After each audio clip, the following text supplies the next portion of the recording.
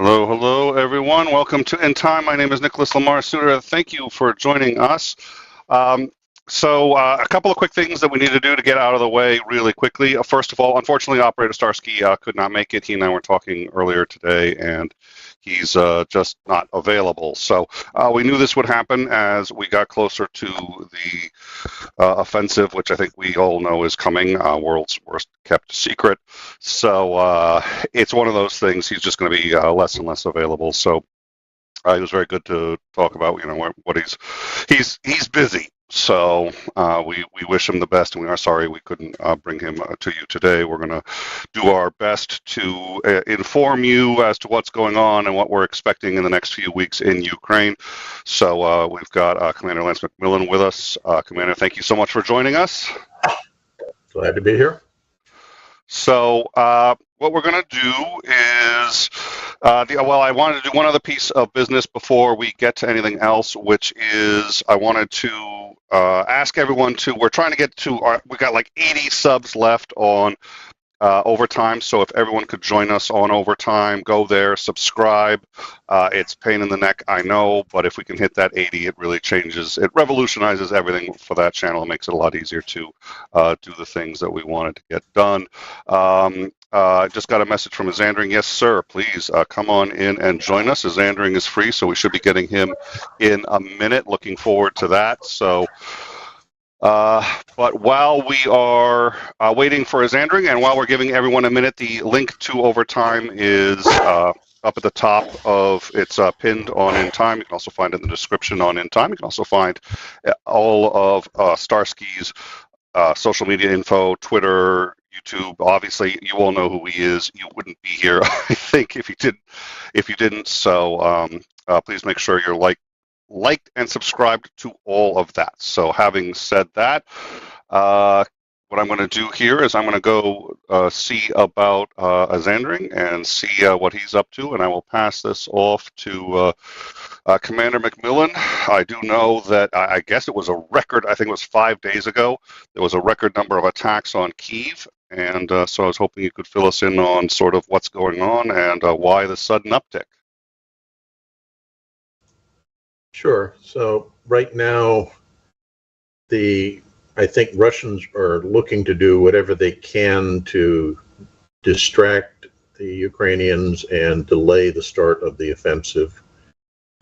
Every day gives them presumably more time to prepare, both in terms of digging entrenchments and putting in their magic concrete dragon's teeth to keep tanks out. Yeah, right. That's worked so well in the past. Yeah, but it gives them time, and that's one of the things they're doing. It also is their way of just continually nudging the Ukrainians, saying it's better for you to give in. The longer this continues, the more civilians are going to die in these barrages. So you need to come to your senses and end this madness.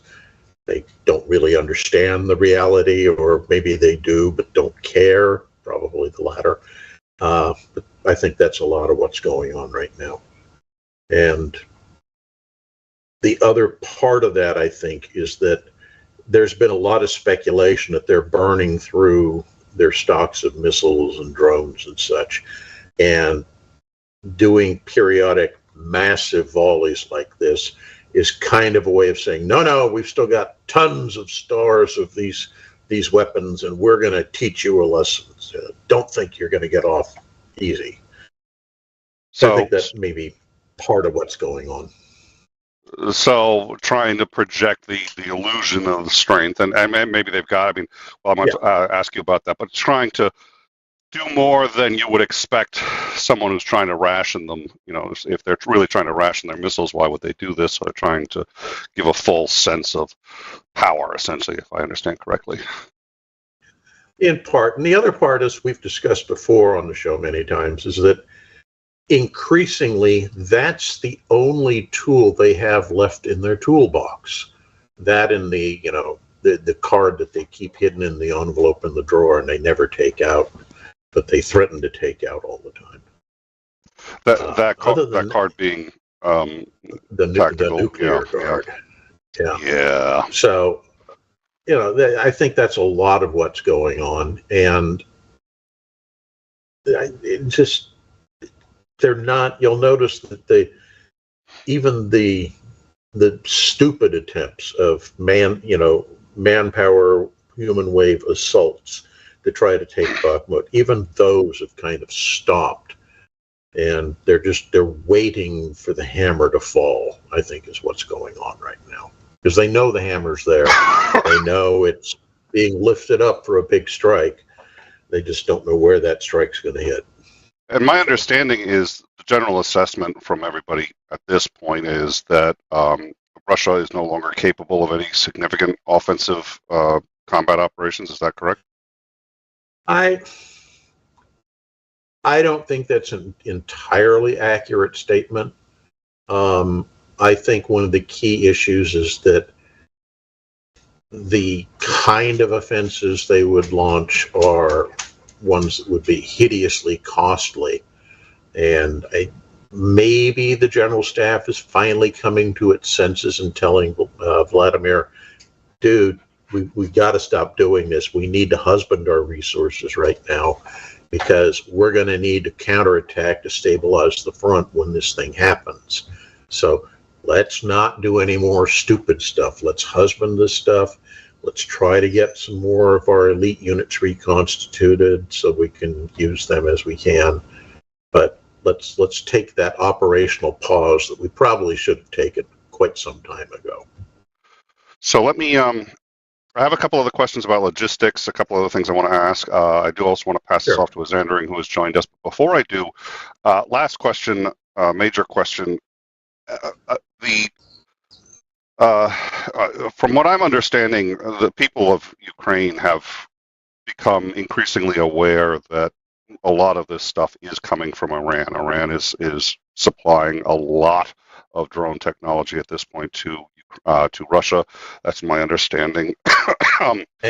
and probably parts needed for building more of these missiles, because the sanctions of getting them into Russia make it really tough. But Iran, who also has been sanctioned for a long time, has already worked out all those circuitous backcountry routes to get stuff in for themselves. So now they're just sending that stuff straight on to their buddy.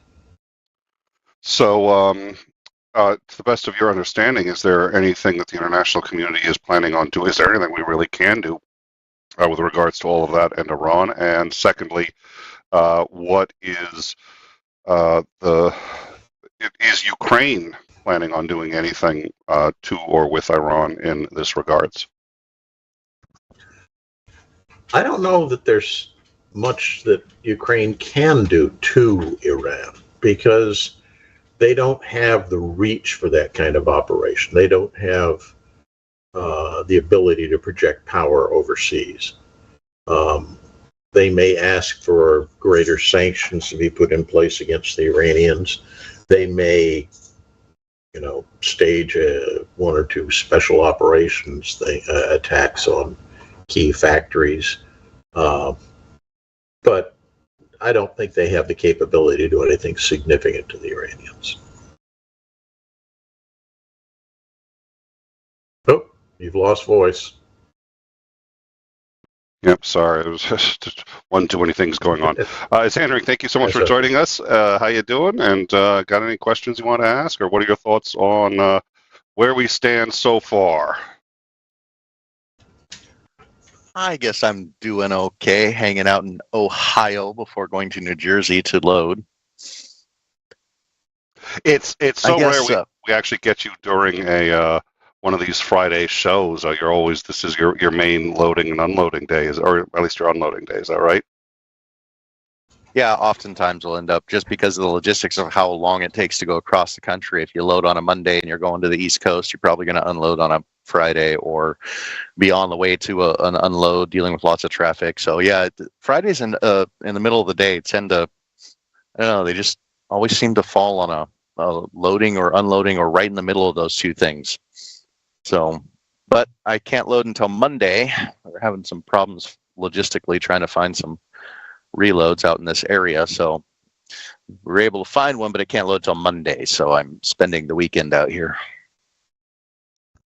All right. Well, so any thoughts on sort of where things stand, and any questions? Excuse me. Sorry. I really wish I could get this cough under control. Any questions on the last week of the war in general?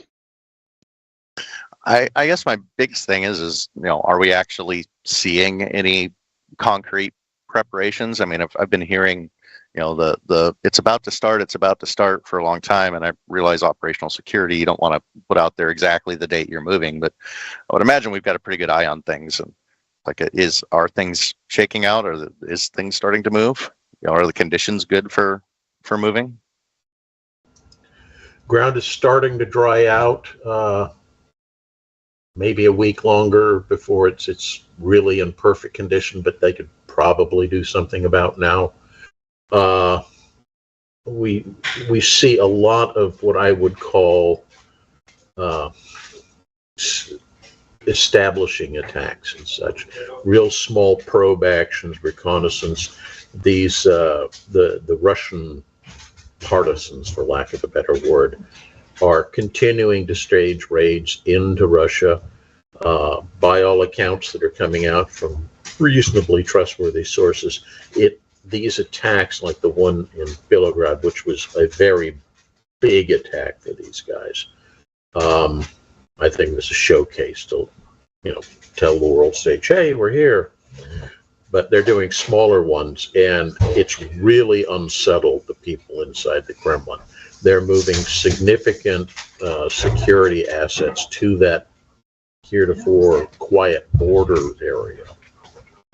And they're really concerned because nothing makes an authoritarian oligarch more nervous than the thought of, maybe there really is an angry mob with torches and pitchforks headed this way. Maybe we should do something about that. So, yeah, it's doing what it intends to do, which is keep the Russians insecure about what's happening, where this is going to come, keeps them off their guard. All of that together is doing its job. You don't want to launch the attack too early. You want to set the right stages, put in place all the enabling functions and the probing actions so you find the perfect place to launch the attack. The one thing that the Ukrainians don't have that's an advantage over the Russians is manpower. We've talked about this many times, but basically Russia has more than 3 times the population that Ukraine has. And they can just keep whittling away at the Ukrainians and eventually grind them down. The equipment isn't so much of a problem, at least as long as the West's generosity holds and we keep giving them stuff or pursue the war. But yeah, the bodies, that isn't something we can provide. That's something that's got to come from themselves. So they have to figure out how to do their attacks very carefully. And generally speaking, you lose a significantly higher portion of your troops when you're attacking than you do when you're defending. 2 other curiosity questions that I've got I'm hoping you can shed some light on is, sure. One of them is the reported string of drone attacks in Moscow. What are your thoughts on those? Who's doing it? Why? I've heard so much speculation back and forth. There's an enormous amount of speculation, and I really can't sort through it, so I can't tell you definitively what's going on. We do know that the Ukrainians have modified some of the drones they have to do longer range operations. So that may be part of it. It may be that they're smuggling these in and providing them to these anti-regime partisans who are launching them themselves from somewhere inside Russia. It could just be small homemade stuff. That's the wonder of the drone is, honestly, anybody can kind of build one at home in a lot of ways. anyways. You just got to get the right parts to be able to make it work and know how to program it. And there's probably a lot of pretty smart guys that don't like the regime inside Russia that are willing to do something like that. So that's a possibility. I don't know. And the other kind of curiosity thing I heard recently was apparently somebody in the administration came out and said, "Hey, we made an accounting error, and the stuff that we've sent to Ukraine is actually like $3 billion less than what we originally thought. So here we have an extra $3 billion of essential money and stuff to send more stuff there." And the very obvious criticism of that is you are full of shit. You're not making mistakes, that you just want an end around to send more equipment to Ukraine. Have you heard about that accounting error, and what are your thoughts? Did they really make an accounting error, or is it an end around to try and get more equipment moved without congressional approval? Yeah, when you consider how much stuff we've been sending, keeping track of all that, plus the fact you have to work in, what's the accountant's term? I can't remember, but the devaluation of assets. Depreciation. Depreciation of the stuff that we're sending, because much of it is older, used, now put into, mothball, basically, equipment that we're sending them. So it has less value than a brand new one. So perfect example is if we're sending them, let's say, M1A1 tanks, and we're charging them as if they're M1A2 tanks, there's a significant difference in cost for that. So you could easily come up with an accounting error. $3 billion? I don't know. That seems like a hell of a lot of money to me, but who am I? Well, I mean, we do spend $700 plus $800 billion a year on military equipment. I guess, yeah. I guess $3 billion in the grand scheme of things is pretty small. Yeah. I suspect it's a combination of, yes, there probably were accounting errors, and at the same time, it's kind of like cooking the books, as many businesses do, to make things work out in your favor one way or the other.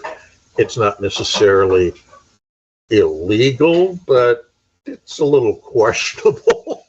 It's just a little creative financing. Yeah, exactly. Nobody's going to go to jail for it, but you might get hit with a fine. I did find it highly sus. I have to admit, I heard that number come out, and I was just like, that doesn't make a lot. I do think there are a lot of, because the other problem is too. Okay, so when they originally talked about the cost of supplying all this to Ukraine, there was a lot I think they didn't include in the original. For example, also deducting the cost of maintaining this equipment and housing it and doing all that other stuff, which now that it's older equipment, we didn't want or weren't necessarily going to use anyway. So now we don't have to maintain it. We don't have to.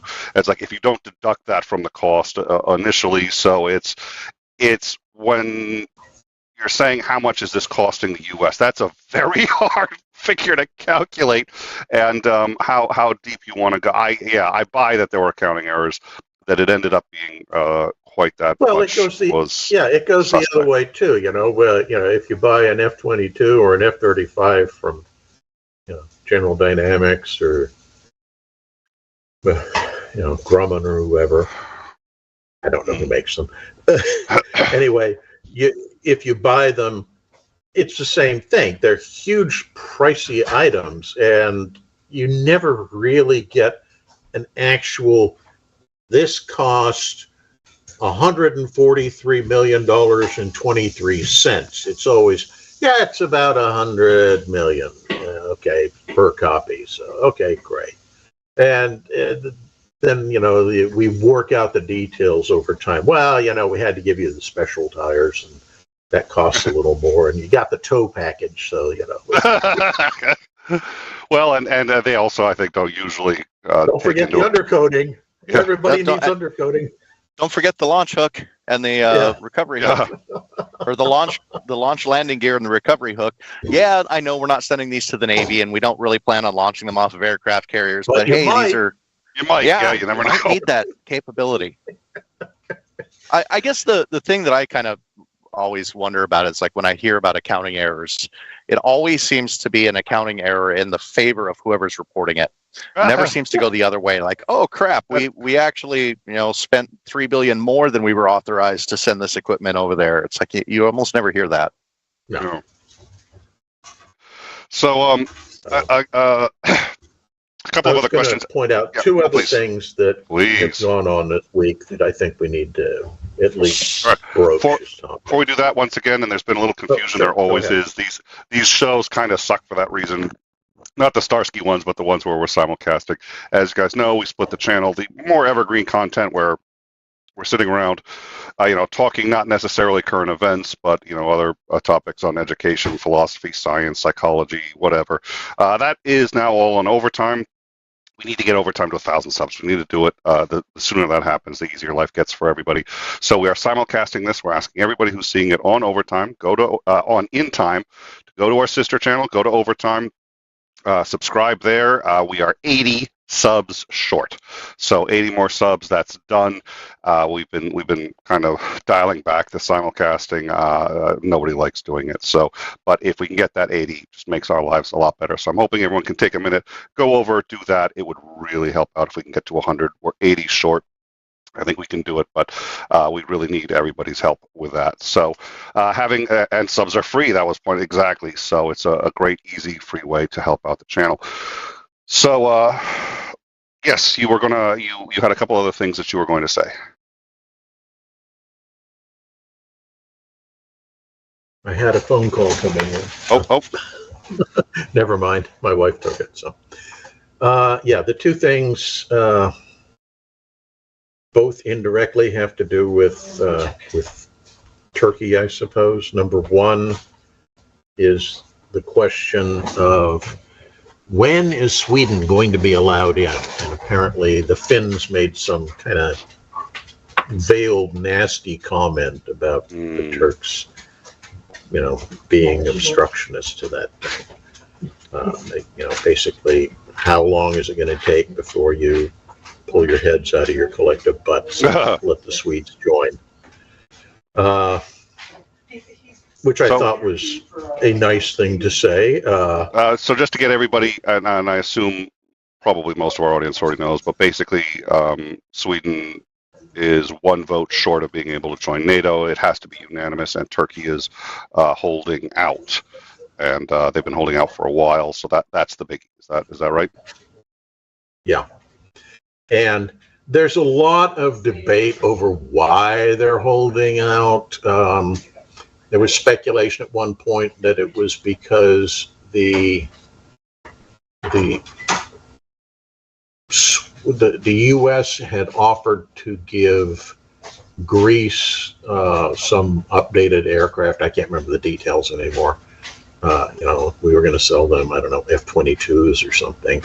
But we weren't going to let the Turks get access to the F-22. We'd only give them more F-16s. They were very upset about this. So it's like, well, we're going to teach you a lesson. We'll stop Sweden from joining. That's part of it. The other part, apparently, is that there's a little jealousy over the fact that Sweden's coming in.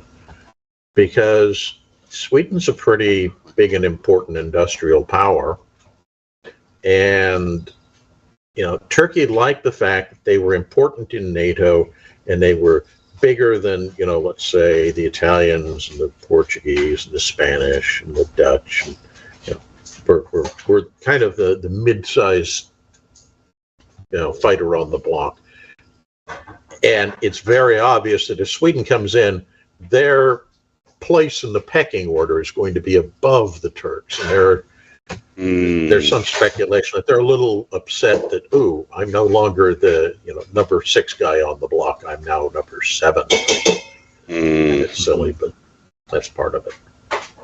And it's also because Erdogan can use this as a bargaining chip for whatever he wants, to try to compel everybody to do nice things for him, not necessarily for Turkey, him personally, I'll bet, knowing the man. So that's part of what I think may be going on as well. But yeah, it was surprising to me that they were willing to say, okay, Finland can join, but not Sweden. When you would have thought it was kind of the other way around, because Finland has a common border with the Russians, whereas Sweden doesn't. So, yeah, I was well, and it's like, who hates on Sweden? Really, I did not see this coming. You think it's actually? Do you think ultimately it's going to go through?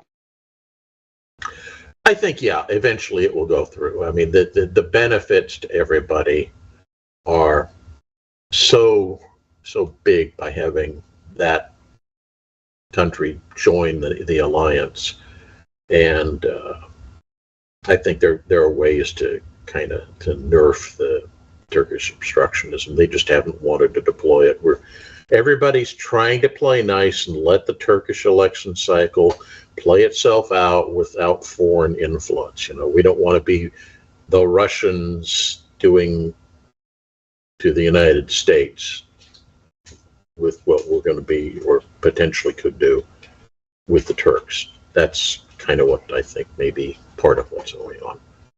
All right, so I think you said that there was two things that you wanted to mention. So one is I think NATO and the holdup with Sweden. What was the other? The other's the whole question of F-16s, and I know there was a whole big thing a week or two ago about, oh yeah, the U.S. has said we won't object to other countries giving F-16s to the Ukrainians. And that would be a big deal if we were able to get F-16s to Ukraine. But the real question is, how long would it take for those things to become operational? And we're starting to get noises coming out of the five-sided funny farm that, yeah, this isn't as easy as we think or everybody thinks. So they're basically saying, yeah, F-16s will go to Ukraine eventually. They will become operational, but it's a lot more complicated than we think. And I don't think this is people holding back. I think, as I've mentioned before, they're starting to realize that the logistical infrastructure to make F-16s operational in Ukraine is a much bigger hurdle than anybody initially realized. So once that hurdle has been overcome, then yeah, I can easily see, I won't say overnight, but in a fairly short period, the Ukrainian Air Force completely re-equipping with F-16s from all the ones that people were promising them. Would that be sufficient to give them air superiority? If so, how significant would that be? If not, why not? It would be important, but it's also a matter of training, doctrine, and integration of the aircraft into a much larger, air defense, air superiority system. So just having an airplane that you can fly is one thing, but if you aren't using it to its full capabilities because you don't have the communications network, you don't have the radar network to provide the aircraft the direction it needs to get where it's going, that kind of stuff, that makes it far less effective. Once you get all that in place, yeah, these will become very potent assets for the Ukrainians. But until then, it's just, I don't think it gives them a significant advantage over what they already have with the Russian-made aircraft that they're operating. That said, the F-16 does have the ability to carry certain pieces of ordnance which are much more problematic for them to use on their Russian platforms. Those are very important. So high quality, longer range air-to-air missiles anti-radiation missiles used for both mapping out and suppressing enemy air defenses. A lot of people don't realize that's one of the things you can do with a HARM missile is you don't shoot it. You just turn it on and you fly around and you record the data that it's getting, and it says, oh, I see that radar over there. I see that radar over there. Interesting. I see that radar over there. And then you can take it back, and your intel section can go through it all and say, okay, this is where all the Russian radars are for their air defense grids. Now we can go take them out en masse. You know, so that's useful. It gives them access to JDAMs. We know they have JDAMs. We know they've been using them, but the interface, I suspect, is a lot less robust with the ones that they've kind of kludged together to use off of Russian aircraft. So getting an F-16 that is fully integrated for using the things is important, because you can switch targeting in flight, which is really difficult to do if you don't have the right computers and everything actually built into the plane to reprogram the weapon. That kind of stuff. So yeah, that will all together give them some big advantages. So I do want to talk about, I heard Russia blew up one of its own bridges to try to slow down any possible invasion from the Ukrainian side, which I thought was interesting. So there's a couple of questions I want to ask. I'm going to sort of preview them so that you can think about them, including if and when is NATO going to say gloves are off, you can go in. There's been a lot of talk from a number of countries, even France, where Macron previously had been best buddies with Putin, and like, this is a big misunderstanding, is saying, look, it's internationally recognized that you can hit inside another country's borders if you've been invaded by that country. It's part of acting in self-defense. So there seems to be a push for that. So I want to talk about that, and I think that's very important. But before we do, Starsky, we had asked Starsky a while back about how long he thought this was going to last, and he said it was in his view it was not going to end this year. He said that last year, so he said it's not going to end in 2003, but go into 2004. You concurred, and now you've said you think even possibly into 2005. And I got to tell you, as somebody, and I don't know, I'm curious if Andring feels this way too, which is I look at it and we're looking at this offensive, which the hopes are it's going to do better than the last one, which was amazing. Russia's down to 16% of Ukraine under their control from a high of I think it was 24%, very near Kyiv.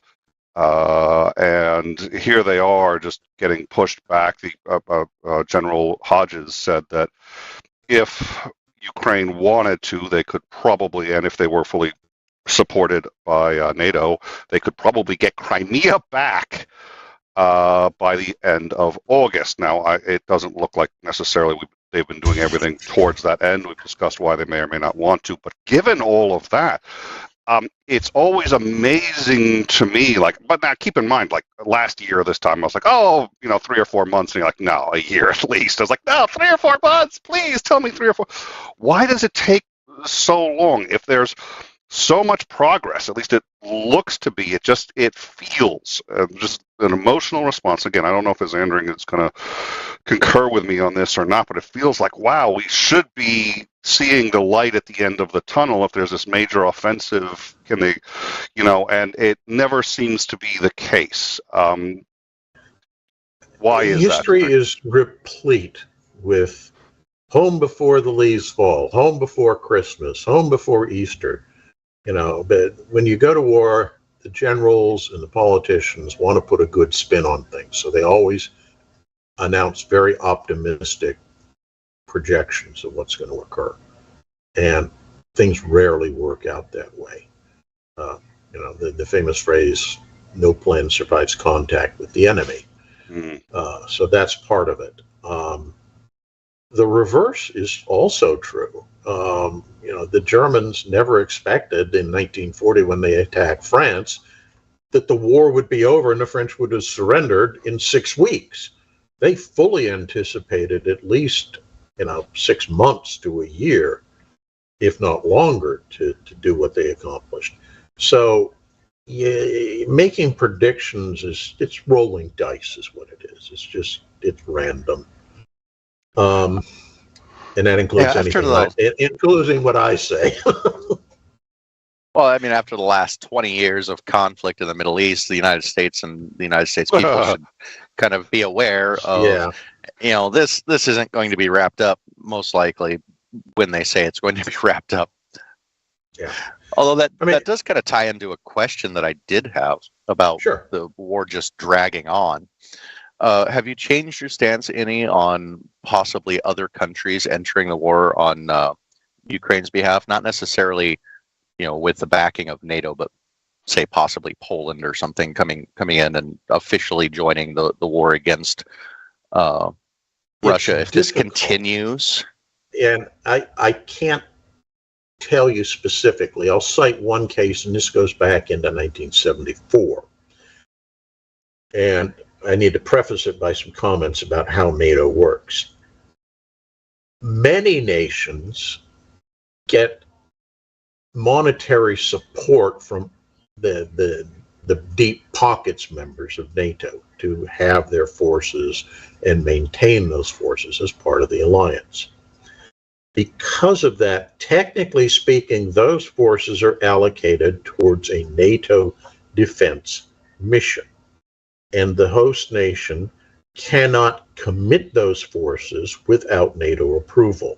Now, this became important in 1974 because that was when the war in Cyprus occurred. There had been previous conflicts in Cyprus between the Greeks and the Turks. And I can't remember which year it is. I think it's 68 or 69. There's a big one. And the Turks actually mobilized their forces, and they're getting ready to transport them over to the island to fight on behalf of the Turkish minority population on Cyprus. And NATO comes out and says, you can't do that. And what do you mean? These are our soldiers. You can't tell us. Yeah, we can. The stipend means these are allocated to a NATO mission. You cannot send these troops into action without NATO approval. So in between the 1960 tension and the one in 74, the Turks built an entire separate new corps. And that corps was financed exclusively with Turkish funds. It did not have a NATO mission. Doesn't mean that if war broke out between NATO and Russia, these Turks wouldn't have been sent to the front to fight with the rest of the Turks, but these guys weren't, restricted by that cause. And those are the troops that actually conducted the invasion of Cyprus in 1974. So that's the important element to take away from this, is that other NATO members can't really send their troops to help Ukraine unless they've done that bookkeeping trick that the Turks did. And you have forces that you've consciously excluded from NATO support in a NATO mission. So I don't know what the former Eastern Bloc countries did after the wall came down. They may have read their history and their current news and said, maybe we should do something like the Turks and have some of our forces specifically allocated to non-NATO mission. So in that case, yeah, you could get, let's say, if the Poles had done that and had a brigade of troops, they could send those troops to fight in Ukraine. And technically, that would mean Poland alone was joining the Russo-Ukrainian war, and it would not bring NATO in. Now, I say technically because how do you think the Russians are going to view that incident if it occurs? Oh, that NATO's invading. Yeah, exactly, because they're not looking at legal niceties. They're just looking at the fact that yesterday there weren't any Polish soldiers in Ukraine. Today there are. Something's going on. Well, and and even I'm if they, sure for their own propaganda reasons. I mean, even if they were fully aware of exactly what had happened, I mean, that's Exactly. a prime Yeah, propaganda piece. Oh, we're being invaded by by NATO. They've entered the war, and they can use that for so many excuses to do whatever it is that they want to do. I was just curious if this keeps grinding on and just keeps going, and it's just like, okay, we don't really see kind of an end to this. Or, I mean, is NATO willing to let it go on like the U.S. was willing to go on in Afghanistan or the Middle East for the next 20 years? Or, are they going to try and do something to try and end this? Well, I mean, this gets into the whole question of war termination theory. And it's really tough. I mean, short of an outright victory, one side capitulating or being overrun and conquered, it means you have to go to the negotiating table. And for that to work, both sides have to want to end the war. They both have to come out of it seeing whatever the negotiated settlement is as not what they wanted, but what they would concede to agree to end the fighting. So as long as Zelensky is insistent that, no, this is my list of demands, and until these are met, the war goes on. Same thing with Putin, until I conquer Ukraine, the war goes on. Eventually, it's not just a question of one side has to want to go to the negotiating. Both sides have to do it. You have to have a mutual agreement that the suffering is too much. We need to stop it.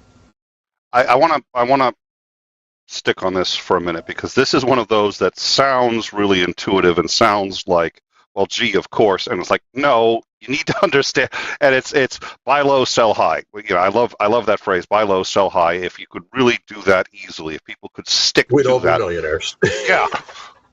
But whenever the market crashes, everybody calls up their broker and is just like, sell, sell, sell. No, the prices are going down. This is actually, believe it or not, when you want to buy. Are you crazy? The market's going down. I'm going to sell. Get out. It's like, so, our instincts override what we really, buy low, sell high, 4 words, almost nobody can follow. I think we think of the way you framed just now how to get out of a war. I remember the first time you framed it, and I remember sitting and thinking about it, and it's a little problematic because we don't want to think of it in these terms, but it sort of reduces it to its simplest terms. And it's like we see it as, I think, almost more complicated than it really is. So what you're saying, if I understand correctly, is both sides, first of all, it's not just one side, but both sides have to have reached a conclusion that the cost of continuing the war isn't worth it for one reason or another. And they both have to reach this conclusion, and then they have to negotiate what they're willing to give up or so if you're winning, you don't want to stop. Exactly. You want to continue fighting because you're going to get more at the negotiating table. Conversely, if you're losing, you want to stop so you don't lose any more, but the other side isn't willing to give in. And that goes back and forth until both sides are at an impasse, and that's when negotiation is actually possible. So the only 2 ways out of a war, if I understand correctly, is one side obliterates the other one, or 2, both sides have been losing for long enough that they decide it's worth whatever the cost is in face in terms of whatever they have to give, that they're willing to negotiate a way out. Those are the only 2 ways out. Correct. All right. So what we're talking about, there is a third way, but it's more of a joke than an actual one, and that's that you simply forget that you were at war. Yeah. Well, we've got North Korea. We've North and South Korea. It's not just that there were countries, I can't remember which ones, but they had declared war on the Axis towards the end of World War II, and then promptly forgot to say that they would accept the armistice, that ended the war. So, and then somebody was looking through the history and goes, oh shit, we're still at war in 1983 with Germany. I didn't know that. Well, so now this is what makes it difficult, because I think it's very hard to choke down the idea that Ukraine would have to negotiate with anybody over anything, that really the obviously moral, ethical, and yes, those are two different things. The most moral, ethical thing that we could imagine is Ukraine gets all its land back and Russia makes some form of reparations. Obviously, they're not going to pay the whole thing because, hey, it's Russia. And, I could see maybe negotiating there, saying, okay, we'll look the other way and pretend like we're going to pay it off. But, and then you stop the war. But that doesn't necessarily seem realistic. Is that accurate? Yeah, I think that's a fair statement. So and we've talked about this before. Personally, I just find that very difficult to even think about, and I'm not the guy being attacked. So obviously, I would argue, look at Vietnam. That's perfect case in point in a lot of ways. Mm-hmm. The Vietnamese, the communists, had been just dying in droves. I mean, it was an extremely costly war from the North and from the VC, the Southern Communist elements. From their perspective, they'd lost huge numbers of people, like 10-1, if I recall. Oh, well, probably more than that, but yeah, it was just very, very disproportionate. So they wanted the war to end as soon as they could. But they wanted to achieve their goal, which was unifying the country. Conversely, the United States just wanted to end it to stop all the political upheaval at home, because continuing it was costing huge amounts of money, costing lives. I know we in the U.S. think it was, huge casualties. I'm sorry, 58,000 casualties is chump change in a real war situation. Yeah. Particularly when it's spread out over 12 years or whatever that we were actually fighting there. Anyway, my point is, we wanted the war to end for political reasons. They wanted the war to end because of the bloodletting. And so we go to Paris and we try to negotiate with them. And things would bog down. We're going to argue over, should we have a square table or should we have a circular table? Bullshit like that.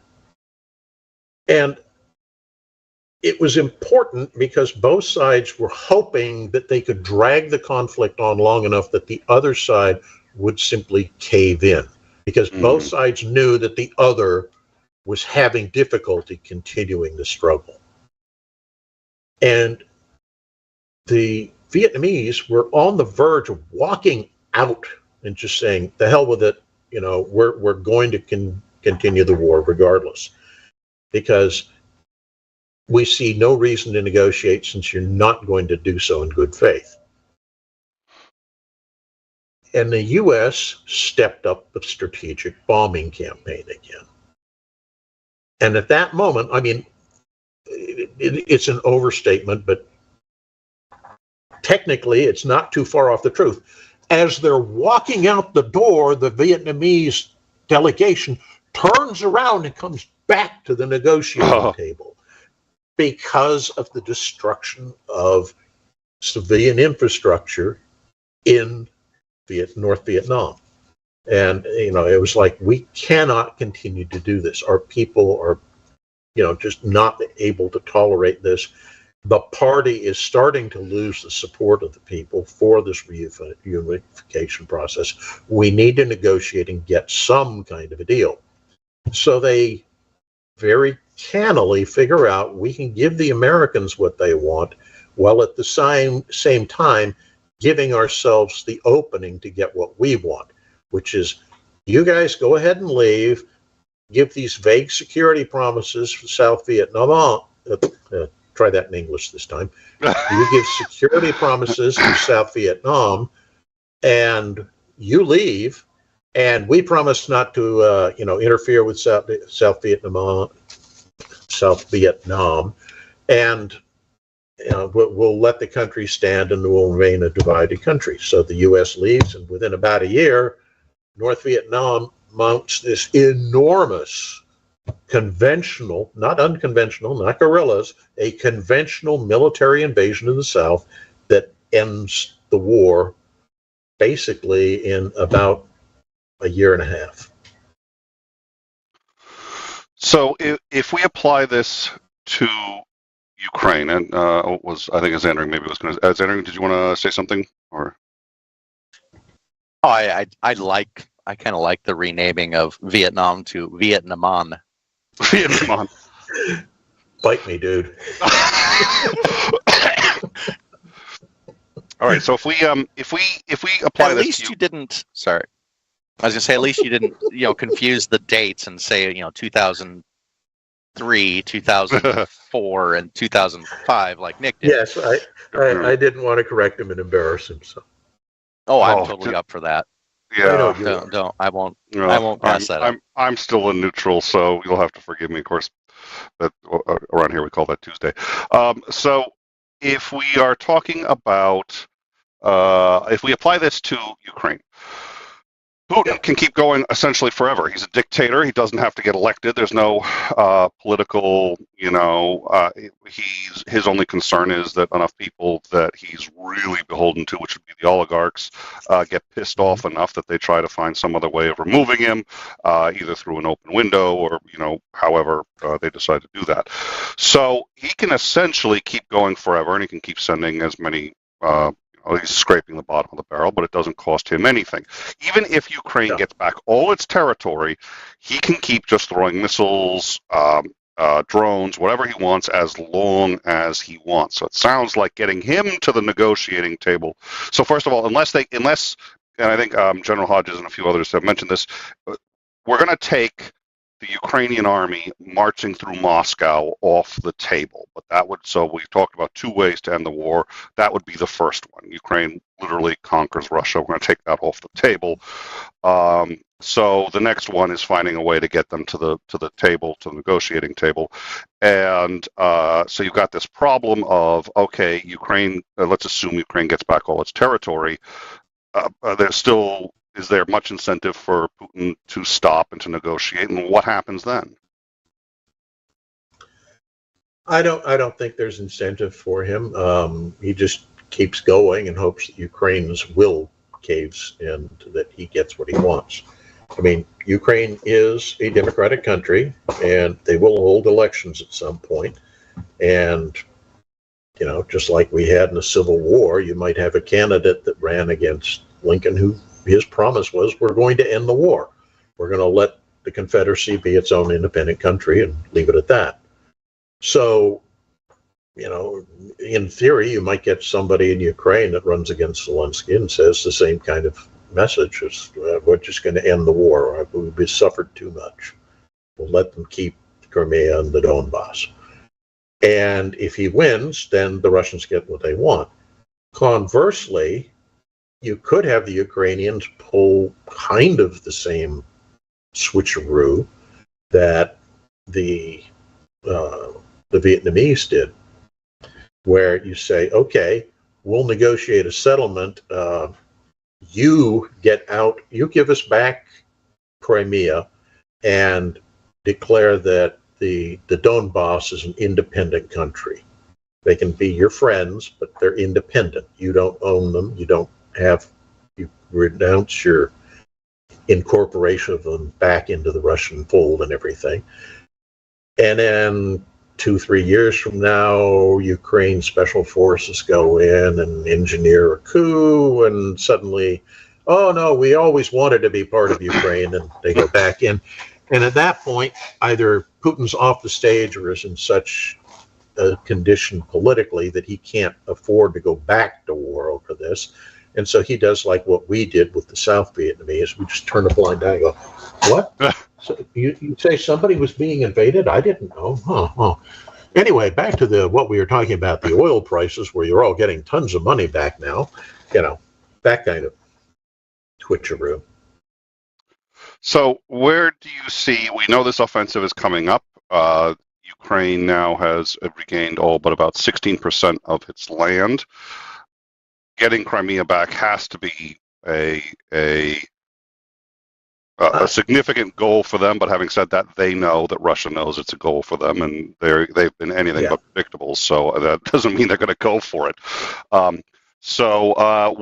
do you see? And this is, so I remember like one of the first times you ever streamed with us, and you said, I'm going to take it a little easy on the speculation because it's all speculation, and I don't know. I was like, great.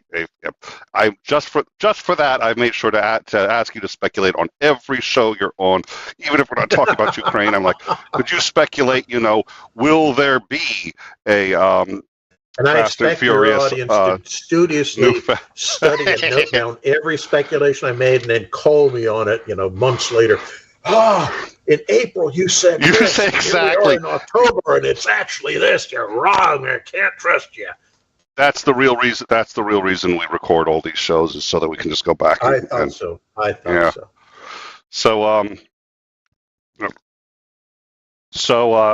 So they're going to do this major offensive. They're at about, I think it was 16% of their land is still in. Let's stop on that statement. 16% of land. I'm really curious to know, does that include Crimea and the Donbass? I suspect it does not. I suspect it includes Donbass. I've seen that number several places, and I have not seen how that number was constructed. My suspicion is it includes Donbass, but it's assuming the war started when the invasion came from Crimea into Ukraine. So it's assuming that the war started, over a year ago as opposed to in 2014, which is a very that's one hell of an assumption. And I'd really love to know exactly what that number's based on, because my sense is that Russia made some fairly significant gains early in the war, and then lost almost all of those gains when the Kharkiv and Kherson offensives regained all that ground. I think the 16% refers to that territory that they gained at the start of this war, not prior to that. So it's taking Donetsk, Luhansk, and Crimea and treating them as, so to speak, semi-separate entities. They're not part of that. That's my sense of the whole thing. So I guess my sort of final two questions are, one, where do you think this is, well, no, let me rephrase this. Ideally, let's assume that you're looking at this, you have some idea of realistically what's possible. So in your view, if this was to go really well for Ukraine, if they were to do a good job and not have any terribly unforeseen hiccups, which is not likely, there's always hiccups, what would you like to see achieved in the next few months during this latest round of sort of major combat operations? So what would you like to see by the end of fall coming up? And at what point, if any, do you think NATO and the U.S. is going to take the gloves off and say, yeah, you guys can do whatever you want with these weapons, including go into Russia? Do you think that that's a good idea? Okay. So what I would like to see, I'm not saying this is what would happen, but what I would like to see by, let's say, the end of the year, is that the land connection between Russian territory and Crimea is severed. So the only direct communication they have is either by sea or across the Kerch Strait Bridge. And I suspect that the moment the land bridge is severed, the bridge gets taken out with ordnance. So that's cut too. So Crimea effectively becomes an island, and trying to support that island by sea becomes very difficult for the Russians. I'd love to see that happen, and I think it is within the Ukrainian military's capability to achieve that. The trouble is, at what cost? Because the Russians have to know that's probably one of their key goals for this coming year. This coming year, here we are in June, halfway through the year. Yeah. But that's what I think, or I'm hoping, will happen during the summer campaigning season, so to speak. Will the Russians be moved by that? Yes, but how much is a completely different question.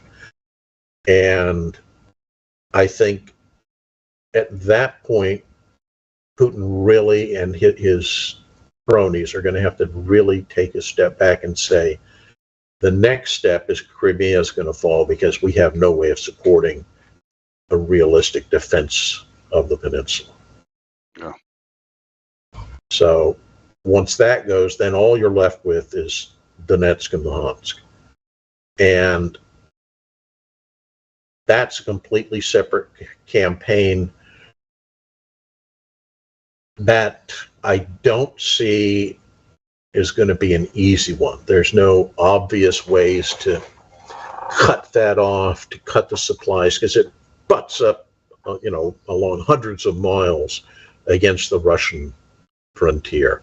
So getting supplies into support forces defending those areas is very simple. So I don't know if that's something that they can achieve at a reasonable cost outside of a negotiation. So I think what everybody's hoping is that losing, or at least threatening to lose, Crimea will be enough to force the Russians to tacitly admit, okay, now's the time to say, okay, we'll talk to you. We'll figure out some arrangement and everybody will be happy. Ish. Which really means, which really means everybody's going to be unhappy when it's over. Well, that's my father always used to say that of what the whole point of going to court was to, and judges recognize this and recognize this as their job, was to make sure that both sides walked away unhappy. So from the beginning, the U.S. has been no attacks in Russia. There have been now some attacks in Russia. They've been minor, but we know they have been coming from the Ukrainian army. We know there's other attacks that we don't know where they're coming from, or from the freedom of Russia, and the other one who's I've forgotten their name. But at any rate, so there are some attacks going into Russia now. Yeah. There's increasing calls for just saying gloves off. Ukraine can do what they want. One, should that have been the policy from the start? Two, should that be the policy going forward? And if so, starting at what point? And what point do you expect that to happen, if you think it's going to? Think of the analogy of cooking a lobster. You don't lob the lobster into boiling water. You put them in cold water and slowly turn up the heat. So that's kind of what we're doing, so to speak, with Russia with regards to how far we're allowed to push things. Because if we threw that lobster, being Putin, into that pot of boiling water right off, he's going to do crazy things to try to get out of the pot. Mm-hmm. And we all know where that leads in this particular scenario. But over this past year and a half, he's watched his military gradually being whittled away to the point of collapse. And he has to be coming to a realization that his original goals are not remotely achievable. So at this point, saying, yeah, the gloves can come off to some extent. You can start hitting valid military targets inside Russian territory is a possibility that I think Biden and the other Western heads of state may, I won't say agree to, but accede to. They'll allow themselves to be pressured into it, to say yes. If that happens, do you think Ukraine is going to start major strikes in Russia? And if so, do you think it's going to have any impact? again, major strikes really implies hitting civilian infrastructure, terror bombing. And I think the Ukrainians are smart enough to understand that is contraindicated in this situation. The moment you start getting Russian hospitals and schools getting blown up by Ukrainian bombs, a lot of the support that they enjoy in the West dries up that fast. So they, as long as they're striking military airfields, industrial plants that produce drones or tanks or something like that, people will kind of turn a blind eye to what's going on. Yeah, occasionally a weapon will go off target and, you'll get collateral damage, as the U.S. military loves to call it. And people understand that happens. It's the nature of war. But it's different than what the Russians are doing in Ukraine right now.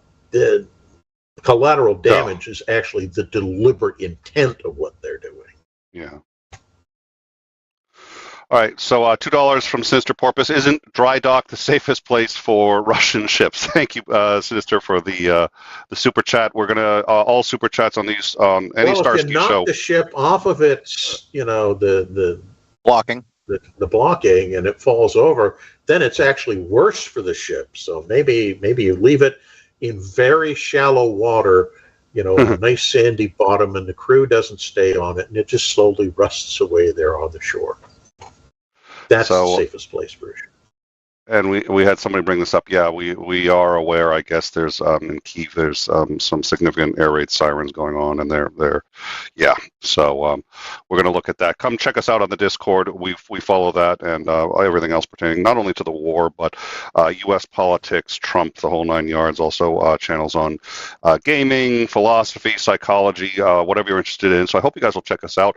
I've noticed a number of you have gone to Overtime and subscribed. We are so close on Overtime, so if you can do that, then we don't ever have to shill for that again. We're pretty close, so we just need a few more subs, and then that gets to 1,000. So we really appreciate it. We are coming up on a hard stop pretty soon, so we're going to need to get going. Xandring, did you have any final questions before we head out? Oh, sure. Give me the hard stop and say, oh, you have a final question, but you only got like 30 seconds. Thank you very much for that, Xandring, and thank you all for joining us. And we're gonna see you all next week. We got a little more time. Real quick, yeah. Let's see how long it takes you to answer this one. Tinfoil hat time. I'm guesstimating 1.5 rolls of tinfoil for this particular theory or hypothesis.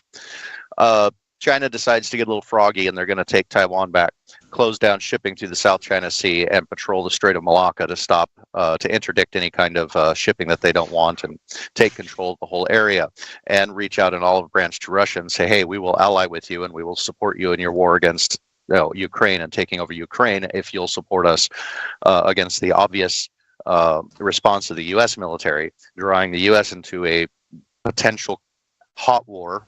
Maybe not declared war, but hot confrontation with China over shipping rights, and a renewed push into Ukraine with the support of China and this drags the rest of NATO into the war, and we end up in World War III.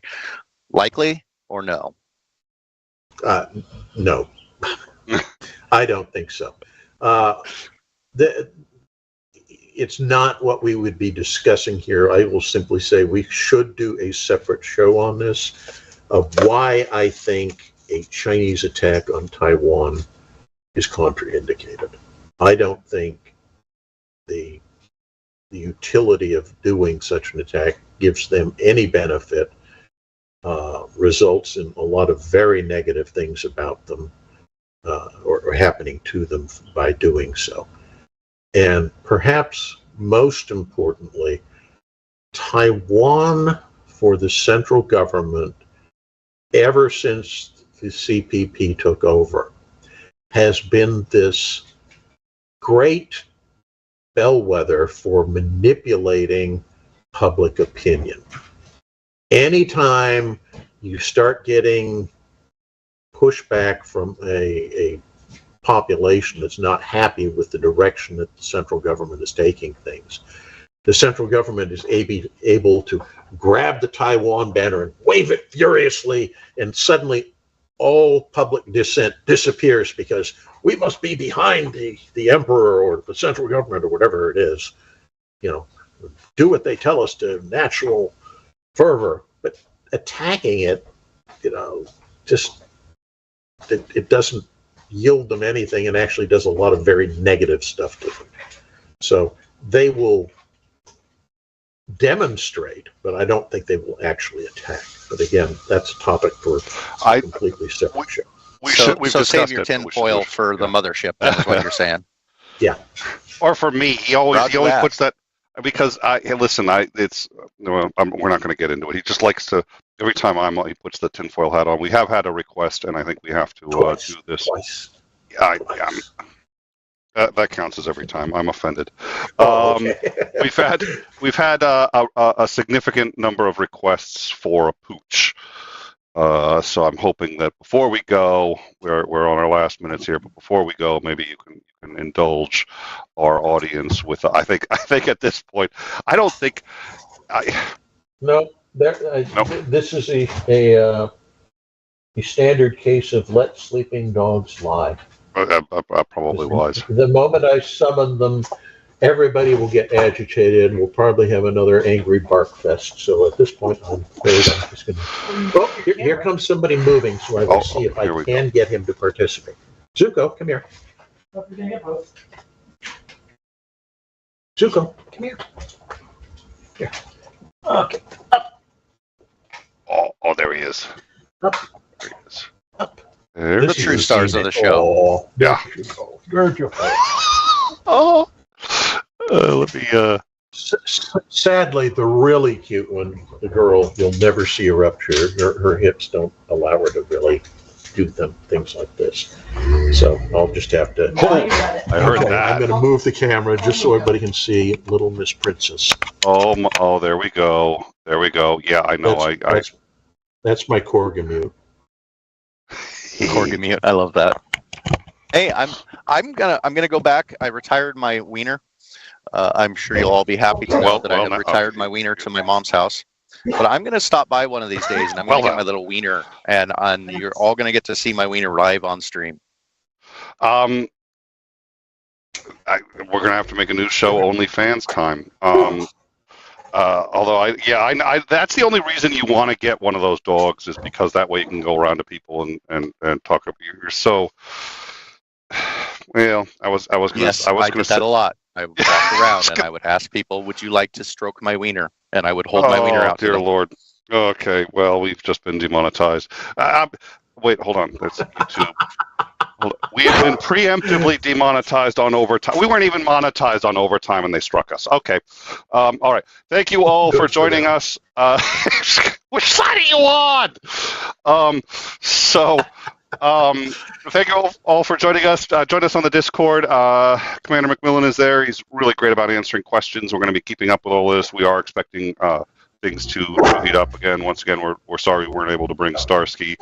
He apologizes for not being able to make it. He was really good about it, but it's like he's always so effusive. He's just like, I'm so sorry, and we'll find a way to make it up. I was like, just stay alive. Do me a favor, stay alive. Right, I'm gonna mute you, Lance. There we go. So, oh my God, there he is. But I'll also white box that while we've got the cutie pie up there. One last call, anybody, and if you're watching this after the fact, if this is we've already been live, it's a couple days later, I'm sure we could still use the subs on overtime. We've had a number of people join on overtime. That has really helped us out. Nobody likes asking for it. Nobody likes doing these simulcasts, but it's just one of those. YouTube makes a number of demands of creators, and realistically, getting that one monetized is going to be one of them. So thank you all for joining us, and we look forward to seeing you next week. We're going to have on Irish Swede. He's going to be back to discuss U.S. economics, economic policy, the debt. Is it sustainable? talk about U.S. as the world reserve currency and all of that stuff. I think that's going to be a great show on Tuesday. A couple of other good shows planned. So hope you will join us for that. And we look forward to seeing you all next week. Have a good afternoon, all. Thank you so much for joining us.